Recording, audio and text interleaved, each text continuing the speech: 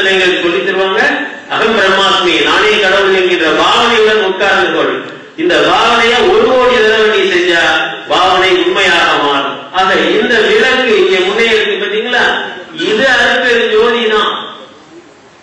அந்த பாவனைக்கு பக்தி செலுத்த வேண்டும். ஆண்டவருக்கு நன்றி செலுத்துங்கள். கிடைத்த பெரிய மனித பிறவியை கொடுத்ததற்காக, கிடைத்த பெரிய மனித தேகத்தை கொடுத்ததற்காக, மினியேச்சர் காஸ்மாஸ் என்று சொல்லப்படுகின்ற அண்டத்தில் உள்ளது யாவும் பிண்டத்தில் உண்டு என்று சித்தர்கள் சொல்கின்ற இந்த அற்புதமான தேகத்தை கொடுத்ததற்காக, அனக தேகமாக இது விரியக்கூடிய ஆற்றலுடன் இந்த மனித தேகத்தை கொடுத்ததற்காக, இன்றைக்கல்ல ஆண்டவரை எத்தனை பிறவிகள் எடுத்தாலும் உங்களுக்கு நான் நன்றி கடன்பட்டிருக்கின்றேன் என்று அந்த ஆண்டவனை நினையுங்கள். அது சொல்வார், கடவுள் நமக்கு செய்த நன்மையை நினைத்தால் அழுத கண்ணீர் மாறுமா? சொல்லுங்க. 84 லட்சம் ஸ்பீஷிஸ் ஜீவராசிகள் இருக்கு. அதுல மனித ஜீவராசியை கொடுத்திருக்கிறார். மனித ஜீவராசிக்கு இப்படிப்பட்ட சத்சங்கங்கள் பாருங்க. நம்ம ஐயா உட்கார்ந்துருக்காங்க, தர்மம் செஞ்சு தர்மலிங்சாமி ஐயா, நம்ம பூபால ஐயா, ஒரு நடிகள் ஐயா, இவங்க எல்லாம் எவ்வளவு ஆயுசு முழுக்க படிச்சிருக்கிறாங்க. கரை கண்டவங்க. அவங்க கிட்ட இருந்து நேரடியாக கத்துக்கிற மாணாக்கர்களாக நம்ம நியமிச்சிருக்காரு. நம்ம ஒரு மாணாக்கர்ல இதெல்லாம் நடக்கலாம். இந்த ஞானிகளை எல்லாம் நம்ம தரிசிக்க முடியுமா? ஆண்டவருக்கு நன்றி செலுத்துங்க.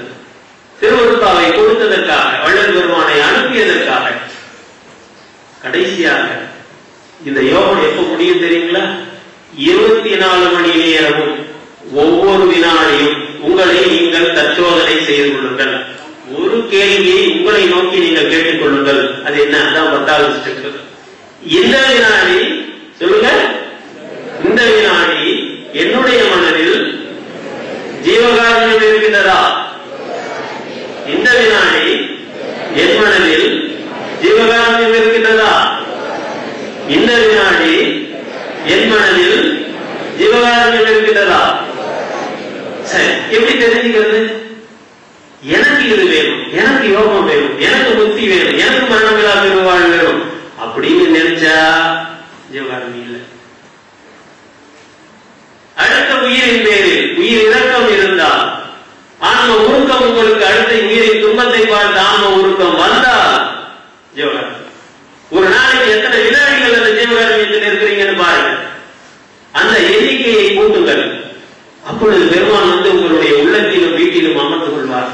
இந்த ஜீவகாருண்ய யோகம்தான் சகல யோகங்களையும் கடந்தது. ஜீவகாருண்ய ஒழுக்கத்துல சாமி சொல்வார், கடவுளே ஆவார். யாரு கடவுளே ஆவார்? தவம் செய்வார் அல்ல, சிவநிலை வரைக்கும் போலாம். யோகம் செஞ்சா சமாதி நிலை வரைக்கும் போலாம்.